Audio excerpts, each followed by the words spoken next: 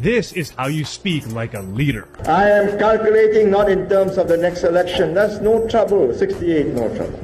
I am calculating in terms of the next generation, in terms of the next 100 years, in terms of eternity. And believe you me, the next 1,000 years, we will be here. I won't be here, but people like me and like my friends here tonight will be here. Recognizable, identifiable. 1,000 years from hence. 200 ஆண்டுகள் கழித்து என் இனம் எப்படி வாழணும் அப்படிங்கிற ஒரு கனவு. பசி, பஞ்சம், ஊழல், லஞ்சம், கொலை, கொள்ளை, சாதிய இழிவு, தீண்டாமை, அடக்குமுறை, ஒடுக்குமுறை, பெண்ணி அடிமைத்தனம், மது, மத போதை எதுவும் இல்லாத ஒரு தூய தாயகம் தமிழர் தேசம் படைக்கணும்னு ஆசை.